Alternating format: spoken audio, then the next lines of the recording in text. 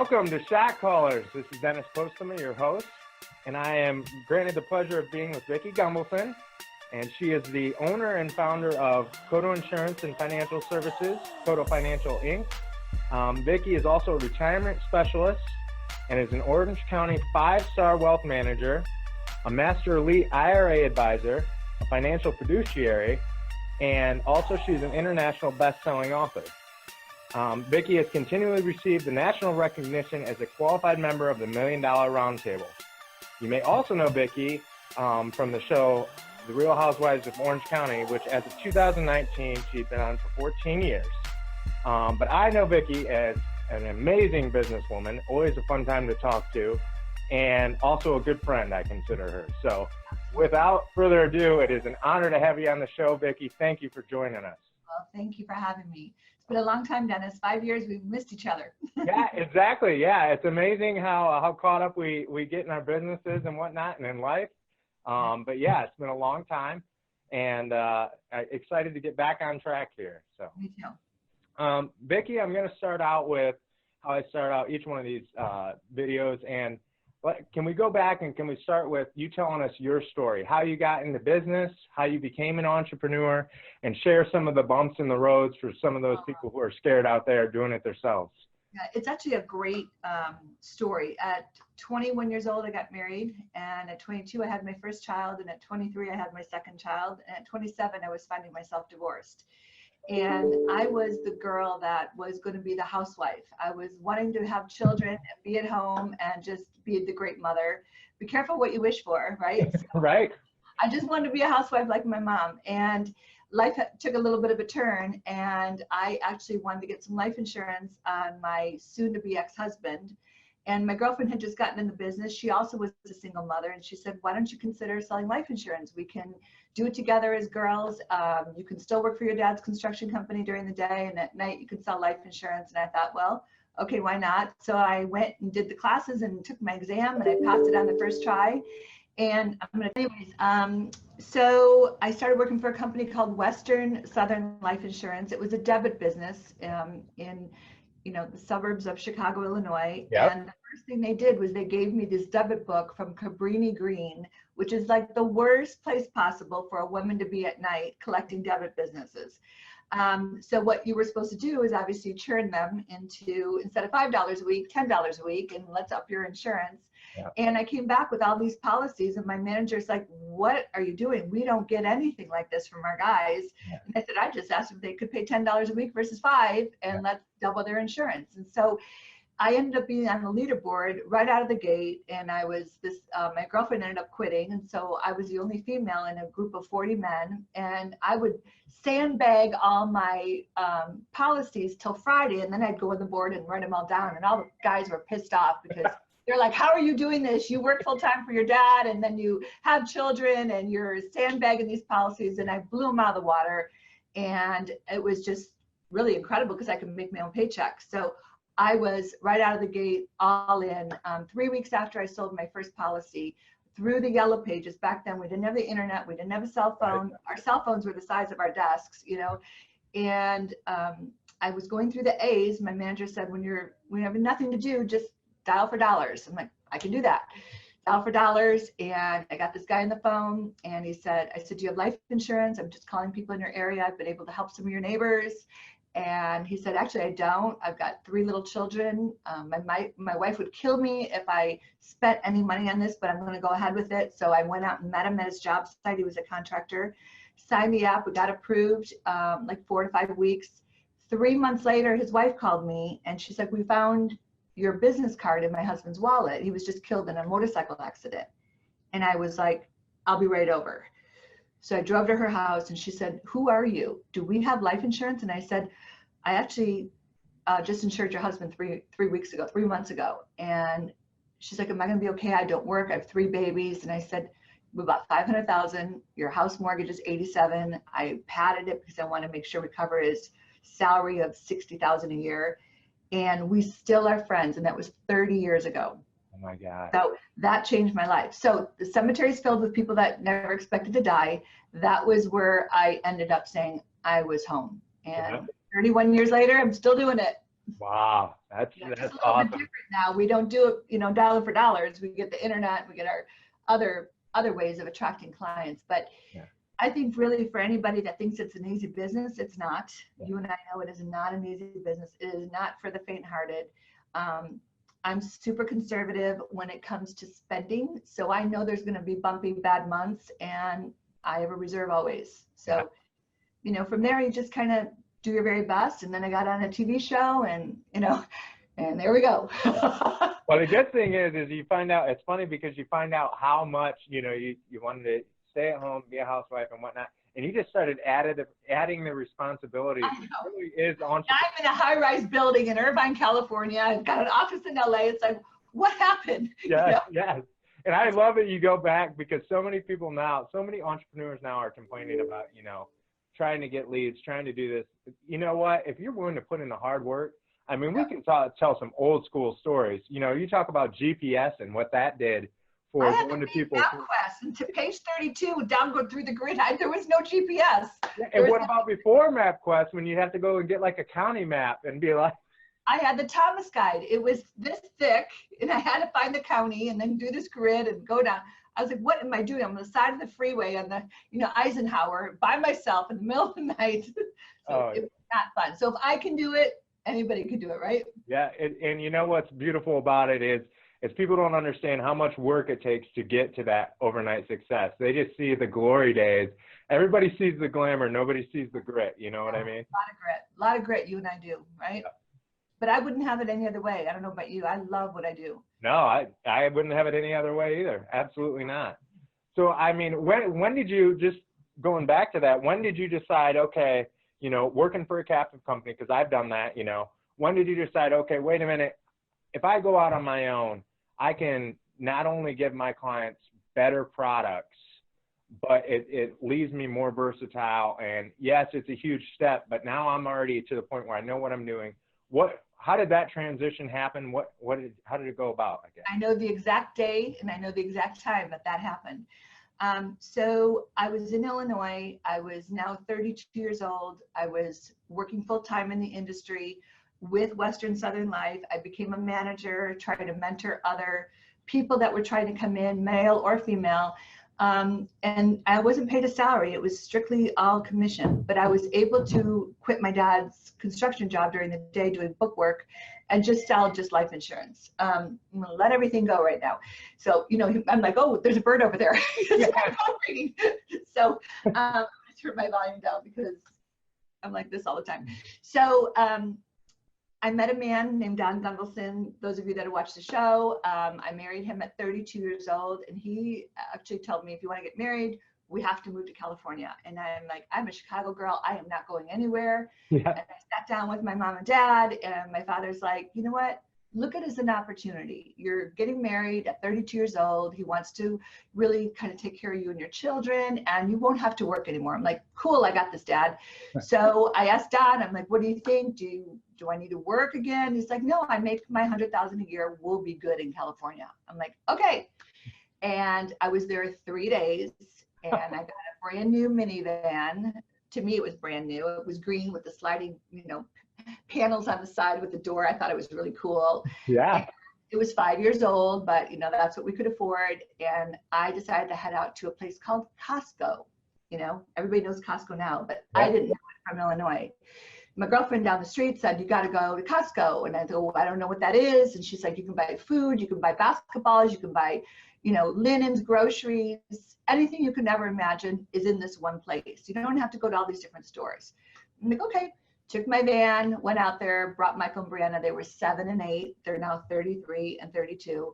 And they were in the carts. And I'm like, oh my God, this place is incredible. I'm buying basketballs and roller skates and pool, wiggle worms and everything I could imagine. The cart was loaded. In fact, I had 2 carts.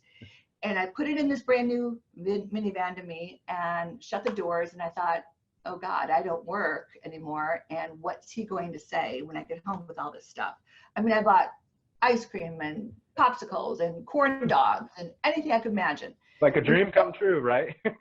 And he beat me home from work. And I was panicking. I'm like, oh my God, He's not going to understand this, because I'd never shopped like this in my life. And I think I wrote it in my More Than a Housewife book. It was a Costco story. And I opened up, the back, and I said, honey, look, I found this great store. I can get everything I've ever imagined in one place. And he looked at me and he said, we don't shop like this. And I'm like, oh yeah, we do.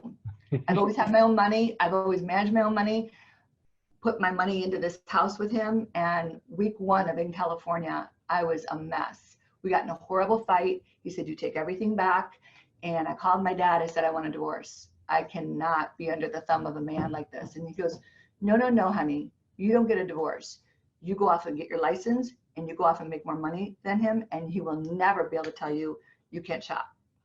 So I ended up putting everything in the cabinets. He left for about 3 days, said he wanted a divorce because of my Costco story. And I called him up and I said, listen, I'm going to shop, but I'm going to go back to work. I'm never going to have this again. I will meet you halfway. You'll go with me to Costco if you want, but I'm going to go back to work and I'm going to buy my own groceries. He said, I never want to go to that store, and we don't need this stuff. It's just stuff. And I said, actually, it's food. It's fruit and meats and everything. He goes, I eat frozen pizzas and tuna fish. I go, well, not anymore. You don't. I love to cook. So I'm like, we have, stuff on the grill, and I'm making homemade cheesecakes, and I'm just like the homemaker. So little by little, I started my own business, and that's what got me in doing it myself. Yeah. I didn't know where to go in California to work for an entity. I didn't want to be captive anymore. I wanted to run my own show and work when I want to work and go on vacation. I bought a house in Lake Havasu.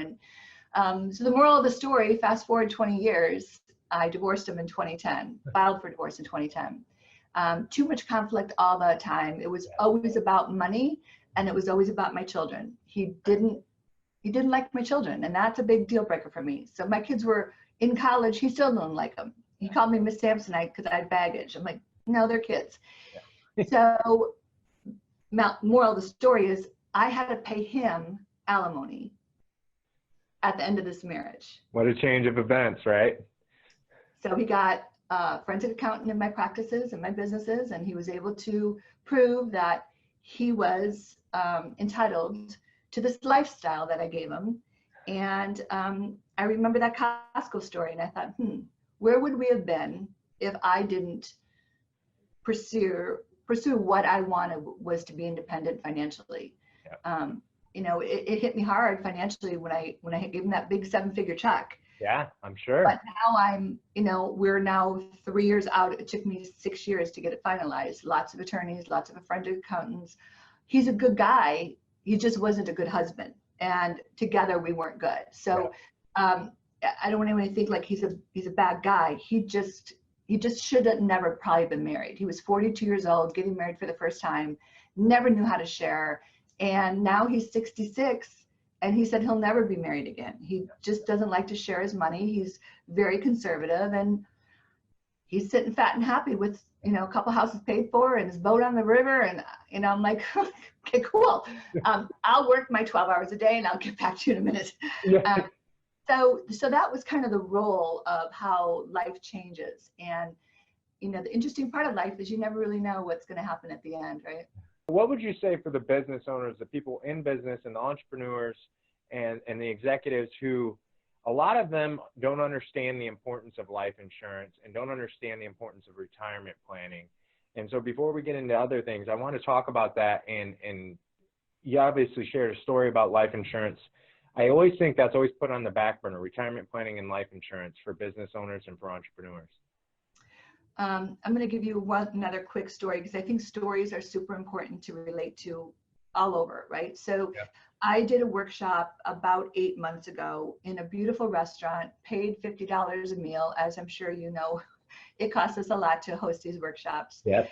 And this gentleman came up to me afterwards and he said, I love everything you said, but I hate annuities. And I said, then I hate annuities. If you don't like annuities, I don't like annuities. If you like the stock market, I like the stock market.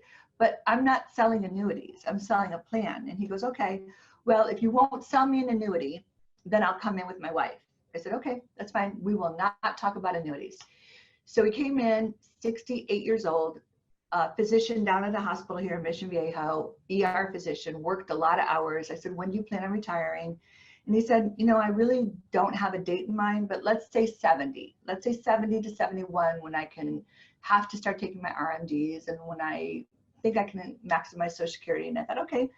I said, do you mind if I ask you some questions and we just do like an intake on you and let's just see if we're on the same page? And he said, sure. So I started asking him questions. I said, life insurance, do you have life insurance? And his wife was sitting there. She was 62 last year at the time. And she said, yes, we have life insurance on him. And he looked at her and goes, no, we don't. My 10-year term canceled last month. And she looked at me and she goes, he never told me that. And I said, well, how much coverage did you have? And he said $1 million. And it was a 10-year term. I bought it at 57. It expired at 67. I don't need it anymore. And I said, how much money do you make? And he goes, $250 to $275 a year. I said, well, that's a nice paycheck. Asked her, what do you make? And she said, well, I'm a retired teacher. I get $3,200 a month in my pension. And I said, what would happen if your husband didn't bring home that $275,000 a year? And she said, oh my God, we would be devastated. We've got credit card debt. We bank on that check every month. And she said, I don't know. And she goes, I have no idea how much he has in his 401k. He doesn't share finances with me. And I said, Ed, is there a reason why you're not sharing anything with your wife? And he goes, I manage it all. And I said, what if you died? What would happen? And he's like, she'll probably have to go live with our daughter in New York. And she goes, are you kidding me? Our daughter in New York is in medical school in a little apartment. I'm not moving to New York. And they got into a fight. I said, you know what? I'm going to excuse myself. I'll be back in 10 minutes. They were screaming and yelling. She had no idea that he didn't take care of her financially with this life insurance. So I came back in and I said, listen, I'm going to give you my recommendation. You can take it or leave it. I said, let's just get an application in to see if we can get you insured. And he's like, fair enough. I said, I think you should cover at least 3 to 5 years of your salary. And then your house will be close to being paid off. She then can go move with her daughter if something happens. And I said, you really need about $3 million of coverage. And I wrote up the prices and he's like, that's too much. Let's go in with 1 million. I said, okay. Just so you know, this is not guaranteed. We're going to underwriting. So it goes into underwriting. He comes back preferred plus. I had actually put the op in for 2 million, not knowing where he was going to be settled, and presented both to him. And he said, I want the one. And she's like, one will be fine. That'll give me $200,000 a year for 5 years. And I said, okay, 1 million. So we accepted 1 million. She called me. This was in January. She called me. The policy was in force in August. So from August to January, they had paid their monthly EFT premium, and it was about $300 a month. Okay. So August, September, October, November, 5 months times 3. So they paid $1,500. He had a massive heart attack and died in the ER in January, right after New Year's. She called me and she's like, I need to tell you, Ed died. And I just literally like, what? And she said, yeah, massive heart attack. You just got approved preferred plus, no signs whatsoever. Can I come in? And I said, yes, come in. My lights are on anytime. So she comes in, she's a mess. And she said, we don't have life insurance, do we? We only paid $1,500 for that coverage. And I know there's a 2-year waiting clause. And I said, no, that's not true. He got approved preferred plus. Everything was disclosed. There is no 2-year waiting. You will get $1 million tax-free. And she was hugging me. Why doesn't everybody do this? I'm going to come in with the death certificate in a week or 2. I said, I'll process everything. Just come back in. So she came in, and she also came in with a stack of bills like this. She goes, look what I found in his office. Gosh, yeah. 20,000 of credit card, 50,000 of credit cards, 100,000 of credit cards. He was a freak about spending money he didn't have. So I said, bring him in. Let's pay everything off. You're getting 20% interest, 25% interest on all these cards. She said, I had no idea. And she goes, we lied to you about the house being paid off in 5 years. She goes, we're mortgaged to the hilt. We live in Laguna Niguel. He wanted this ocean view. We can't afford it. They had a $900,000 mortgage balance.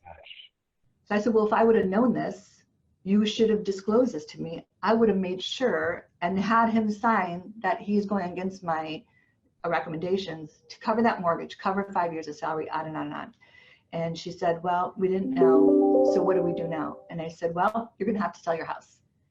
You're gonna have to sell your house. Right. And we're gonna get you on a budget, and you're gonna get into an annuity where it's gonna give you lifetime income.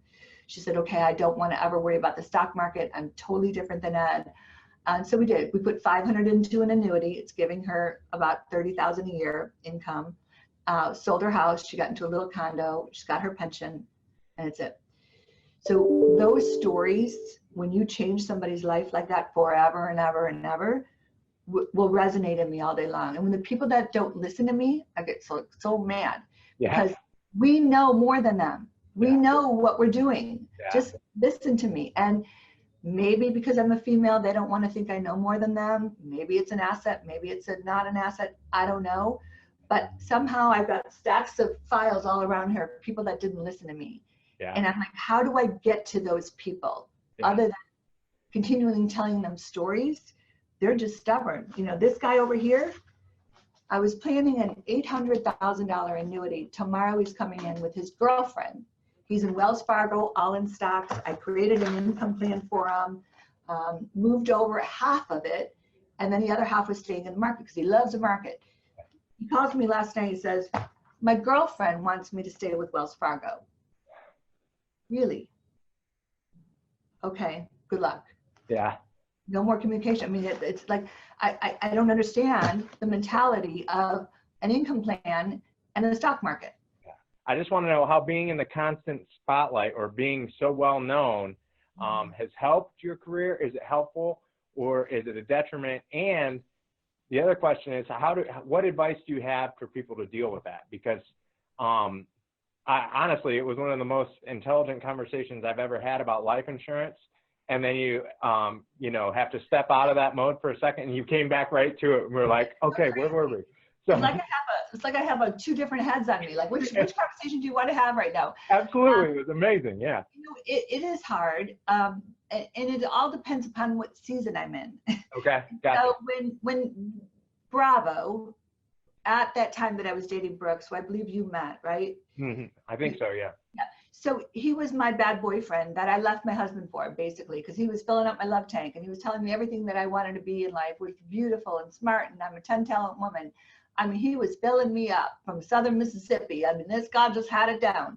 Yeah. And then he said he had non-Hodgkin's lymphoma, and of course I believe him. I'm like, what do we need to do? I'm here for you. I'm taking you to, your City of Hope. I'm going to do everything. Come to find out, he didn't have cancer, and he scammed me of hundreds of thousands of dollars. Medical bills I was paying him so he can pay PayPal to, get this scan done. And it was just this huge scam I was in. So the viewers turned on me. Many of them turned on me and said, how can you be an insurance professional when you are in on a cancer scam? I'm like, I got scammed. I was in on it. I got scammed. But the viewers, and the way that Bravo edited it, we were the all-time high, 4 to 5 million viewers. Normally we're 1.5 to 2 million. Okay. Doubled viewership, lots of turmoil, lots of trauma, lots of controversy against me because of Brooks. So that has now been 4 years later. Yeah. But that 4 to 5 years when I was dating him was the funnest time of my life, but it was the most volatile time for my business because the viewers were concerned on, am I an ethical advisor? Yeah. That was tough. And the real reality is no matter how great of an advisor you are and how good you are at what you're doing, if you're a target, there's nothing that can happen. Yeah. You're not bulletproof either. You know what I mean? And you want to always be optimistic and give people the benefit of the doubt. So that could happen to any of us. I mean, so good for you for getting through it. They didn't know the truth. I knew the truth, but the way that it was projected. So my business was bumpy during that time. It was bumpy, and I just had to keep pushing on because I know me. Yeah. They didn't know me. They saw me through a TV screen saying, "Oh, okay, well, you have this big business, but you're in on a cancer scam." I'm like, no, I was scammed, and I had to keep persevering. That news was reporting about me. I had everybody in their planet. I had news trucks outside when Brooks revealed that he never had cancer, that he was caught into this lie, trying to have sympathy, and he couldn't get out of it. Yeah. I was on 2020. I was on, Mario Lopez's show. I was on ETV. I was on Access Hollywood. I was on every news station you can imagine. And at the end of the day, it was his word against mine that I knew about it. And that was horrible. That was being tested by my good old Lord above, Yeah. So. And he didn't want to go down by himself, so of course he's going to attach you to it. Wow. Well, he was a scam artist. He scammed me for money, and that was a way for him to do that. Yeah. Is he didn't have insurance because he said he couldn't afford insurance, and so everything was cash. So I'm paying his child support and keeping him out of jail and paying these fictitious medical bills. Wow. It was. I look back like, am I an idiot? And I'm like, no, I was stupid and in love, and I thought that he was all that. Yeah. Wow. Well, what? Another story, Dennis. Yeah, absolutely. And that's the best way to get the point across. I mean, what advice do you give? So obviously you persevered, you got past that, your business is doing great, everything is going great. What advice do you give business owners who face adversity? Because I think a lot of them think it's all sunshine and rainbows. Like you just start a business and you're just going to get there and get the fancy car and everything's going to be great. What advice would you give them about facing adversity and getting past it so they don't quit or give up? Right. So I think for me, I always knew that I wanted to be successful, and I never wanted to work for anybody. I am not a good employee. I'm a good employer. I can have the best employees. I have a good staff. But I knew the alternative was to go work for somebody else. Right. And this personality, somebody tells me that, clear your desk at night. I'm like, no, I'm keeping it all out because I know where everything is. Yep. Or anything, or somebody telling me you're only going to make $100,000 a year. Are you flipping kidding me? Yeah. No, that's what I made 30 years ago. Yeah. So when I think about quitting, when I think about, going the easier route, there is no easy route. Yep. It is hard work. And I think another thing that I want to tell business owners that are wanting to quit or wanting to get in the business is surround yourself with successful people. You and I are successful. We're a magnet for top-notch quality people. Yep. I've had, feeling sorry for people and employed them and they were the wrong employees. Sure. So I think for me, not being partners with anybody is super important to me. I've had a partner in the past that stole from me and, cooked the books.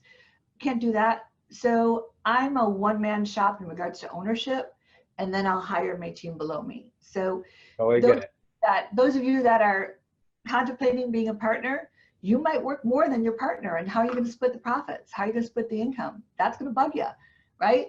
So for me, I can't be partners. It rarely works out. I'm glad you said that because I came from an environment where there were two bosses, and depending on who you talk to, they were partners. You get whatever answer of the day. You get a flavor of the day over here and a flavor of the day over here. And that was in our industry, the financial industry. And you know what? Then when I decided to open up my own place, I'm like, can't do it. Your buck has to stop somewhere, and it's got to be a direct answer.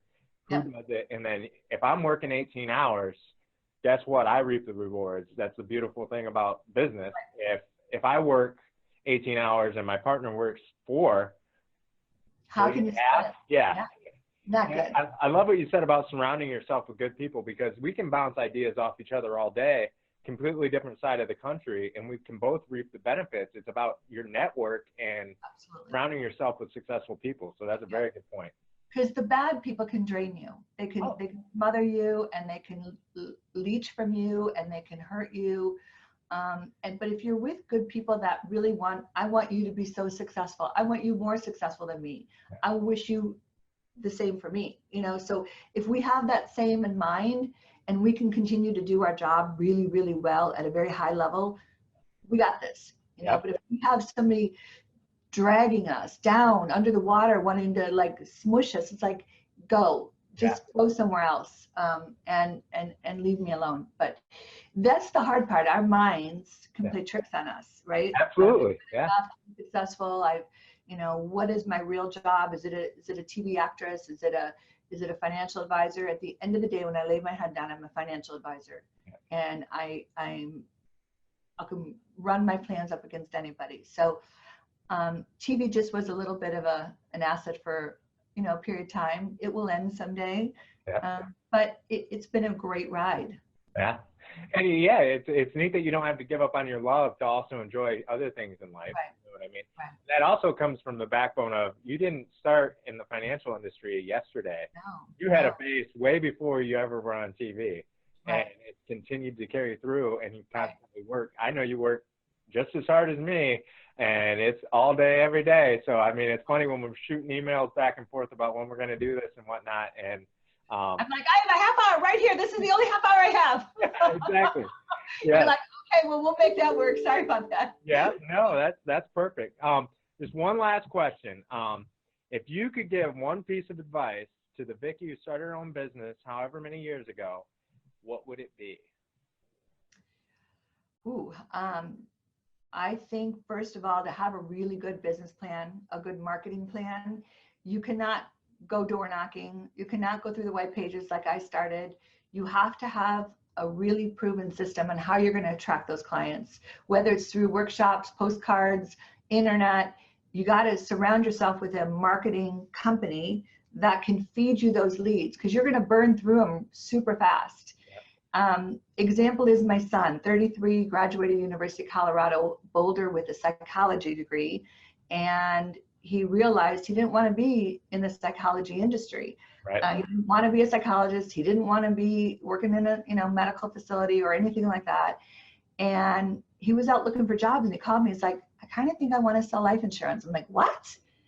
He's like, well, Mom, you were Friday afternoons going to the river. You were at every baseball game. You were at every cheerleading competition. You were present as a mother, but you showed us that working hard will give us a really nice lifestyle. So I thought, okay, 12 years now in the business he is, and he finally turned the corner, and he's making about 40 grand a month, working from his house in Pacific Beach, working 4 days a week, 3 days a week, internet term life insurance selling.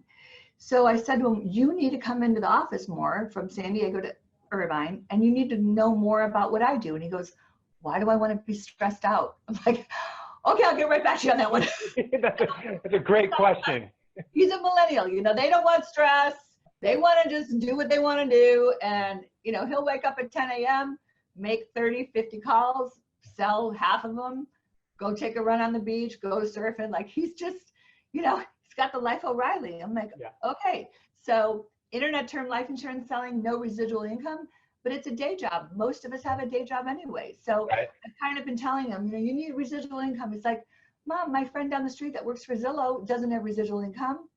Yeah. And so if you think about that, eventually he might want to layer on some PNC and other things down the road, but he's super happy. Yeah. And at the end of the day, if he's happy, I'm happy. Yeah, right. Yeah, that's great. And one thing too that I think that you're very good at, and I tell all the people who work with us too, all our agents and advisors, a lot of people that I work with don't understand why we constantly get leads, why we track referrals, and why all those things come our way. Right. The reality of it is you have built a brand. Kodo and Vicki is a brand. It's so you are so established, and so I think a lot of business owners need to understand you have to build a brand, not just be out there working with people. It's a brand. Right. So. Exactly right. So my girl just told me my appointment's here. Okay, no problem. Thank you very much. I appreciate it. Do you have anything to add really quick? Well, we have a lot to talk about after this, but I want to say I'm so proud of you. I mean, really, sincerely, I'm just so proud of you. It's good to know you. I just adore you, and I think the world of you. So keep killing it and taking names, right?